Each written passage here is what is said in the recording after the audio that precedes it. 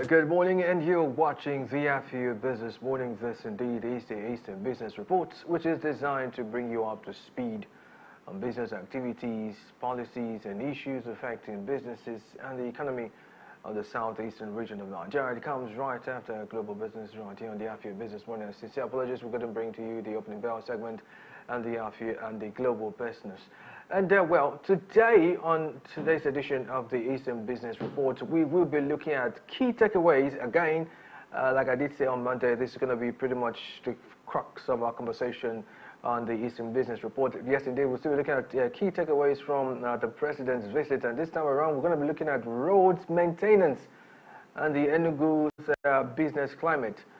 By the way, my name is Ubong Kings. Welcome to the Eastern Business Report.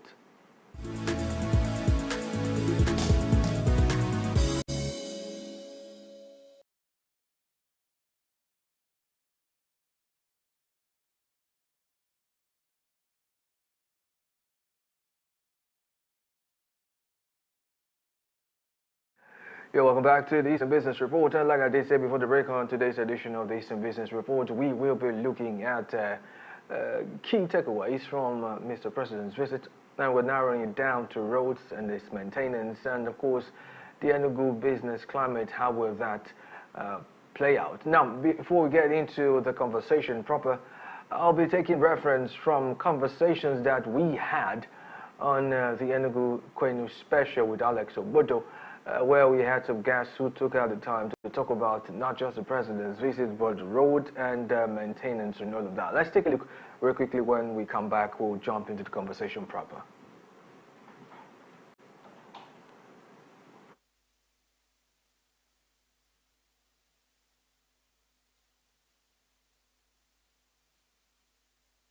That will create and give life to the rural areas, that will begin to talk about, urban to rural migration, that will begin to see SMEs, cottage industries spring up.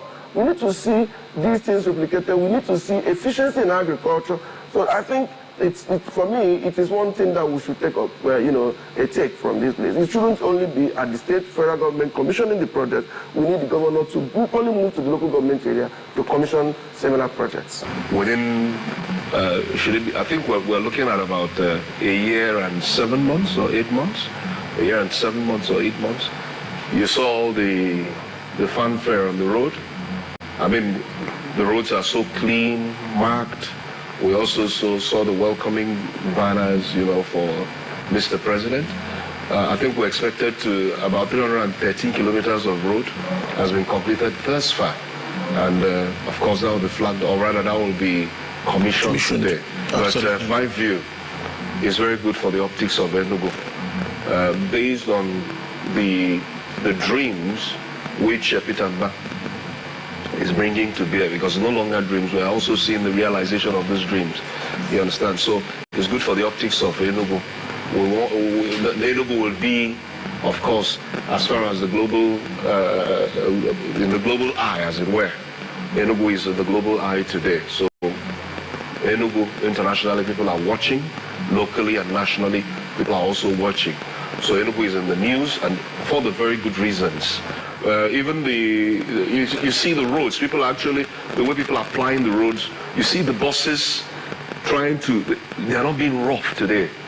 They take their time, they want to park very well, because you already have police people already, lining the streets, as it were. So they are obeying the law. And I'd like to see that after this President's visit, I'd like to see that our commercial bus drivers, the keke riders, and the other road users, I'd like to see them, observe all the traffic regulations, the red lights, green lights, amber lights, use the bus stops properly, use the roads properly, don't overspeed, maintain the speed limits depending on where you go. So we want to see some kind of order. I experienced that order coming here today. That is why I'm expressing myself in this way and manner. We would like to see that. We want to see our roads also as clear as it is today, tomorrow. Sustainability is very critical. We don't want to miss this opportunity after today, maybe tomorrow things go back to the normal. No, let this be the beginning of a new thing or new behavior or new attitude, attitudinal change. But how does attitude change? How do we change our attitude as a people?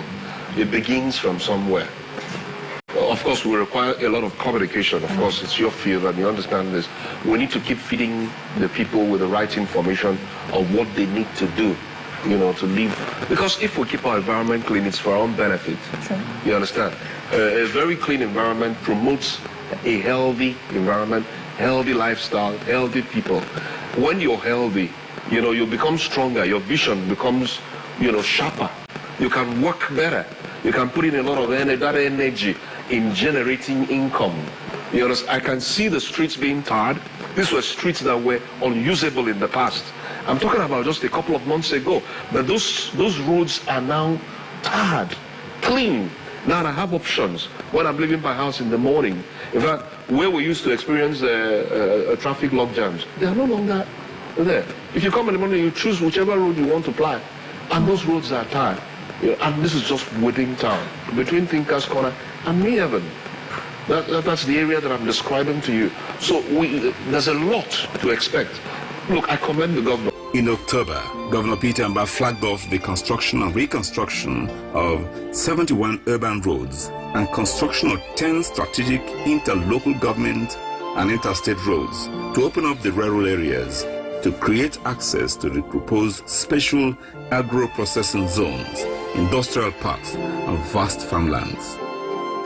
The urban roads are wearing a new look to the joy of the long-forgotten parts of Enugu city. With these groundworks and achievements already recorded in less than 1 year in office, in addition to the extensive reforms of institutions and processes, from lands to revenue collection and public procurement, there is no doubt that Ndi Enugu are in for good times with sustainable development under the able leadership of the entrepreneur-turned-politician, Dr. Peter Mbah.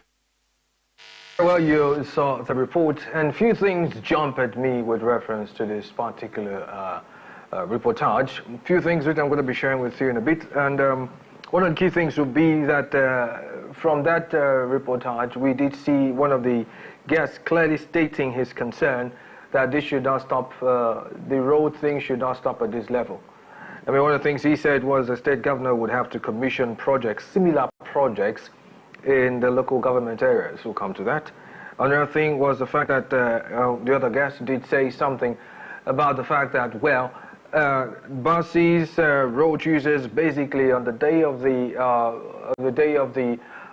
inauguration, I beg your pardon, and the day of the commissioning, a lot of them were adhering to traffic regulations, parking appropriately, stopping vehicles at the right places, etc., and all of that. And the question really that came to mind was, how sustainable will that be, right? And pretty much is one of the conversations we're going to be having this morning. And then there's also the part of clean environment. Many times we see people who actually litter these roads, and these things have a way of eroding the quality of the roads. I'll give you an instance. People get to burn tires on these roads. These roads are made of things that would actually, to a large extent, get eroded with fire. And that happens on a regular. And then those are the things, clean environment and all of that. And then the fact that it was reported 71 urban roads and about 10 interstate, so to speak, roads and all of that. Well, when we come back from the break, I'll be joined by my guest, and we're going to be looking at these issues in a little more detailed fashion, plus the fact that these roads that Mr. Governor has been able to put in place are designed to boost agriculture and industrial advancement in Enugu State. All of that and all of that put together will be the focus of our conversation right after this time out. Stay tuned.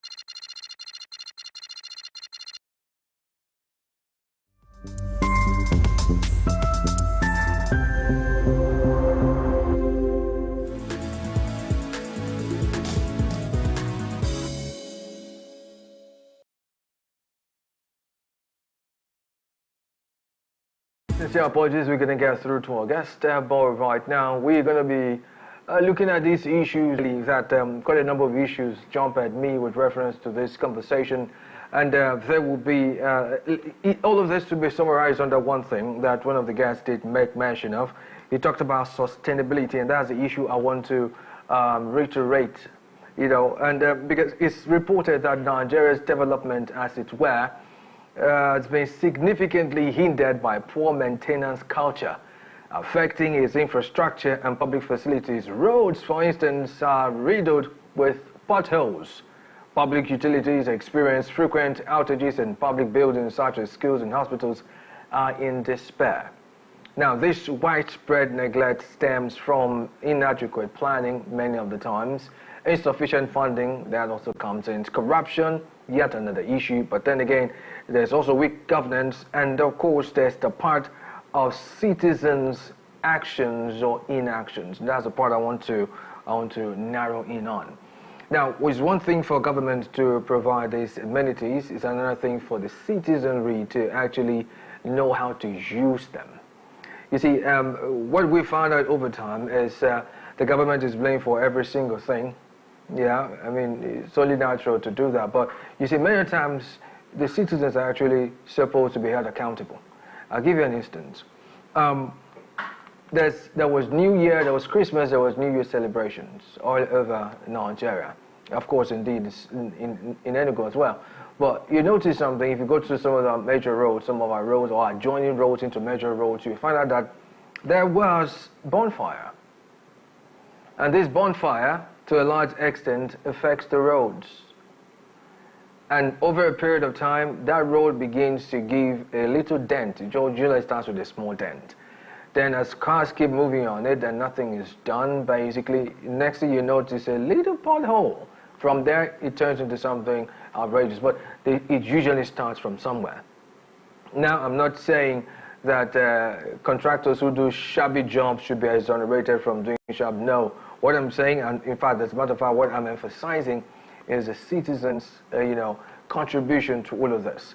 Now, if, for instance, that is permitted to happen, I'm talking about burning tires, for instance, on the roads, that would destroy the roads. And this is a project, according to what we know, 71 urban roads in Enugu metropolis, and is a huge deal. It's a big deal, really. And if this is done, not if, since it's been commissioned, it's been done, but the question really is now, are the citizens ready to actually save these roads, right? Because not the large extent, this is the connecting factor here.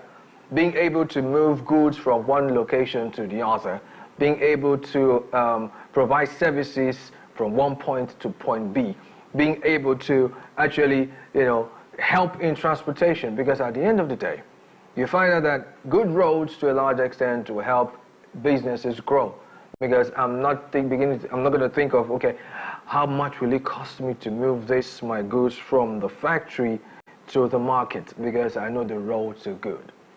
You see, this is where sustainability comes to play. This is where maintenance culture, which we seem to lack in this part of the world, because, research has shown that it is deteriorating our infrastructure. It is deteriorating our infrastructure, and increasing operational costs for businesses and discouraging investment, and thereby slowing economic growth. Now, another factor is health and safety, which are also at risk. Imagine everybody plying the roads in a vehicle, throws out all their dirt on the streets. It does. Don't make it look like it doesn't happen. It happens. You're in a tricycle, for instance. You're eating banana. You just throw the peel right on the road. Think about it. You don't think it has an adverse effect on the road itself? It does have an adverse effect. And all of these are things that people do at random times over a period of time, and then the roads get deteriorated, and people begin to ask questions whether the government did a shabby job or not. Many times it's not the government that did the shabby job. Most times it's the citizens that did not do the right thing at the right time. So let this be the food for thought, and hopefully before the end of the week, we will be able to expatiate this a lot more with the guest I'm going to be having tomorrow on the show. So, I just want to say that this pretty much will say as a package today on the Eastern Business Report. You may want to join us on the dedicated YouTube channel at www.youtube.com/Afia Business. While you're there, do well to hit the like button. You should remember you can also subscribe so you get notifications on all business-related content coming to you from Afia TV. And just so you know, coming up next will be Onya Afia. My name is Ubon Kings. Stay tuned.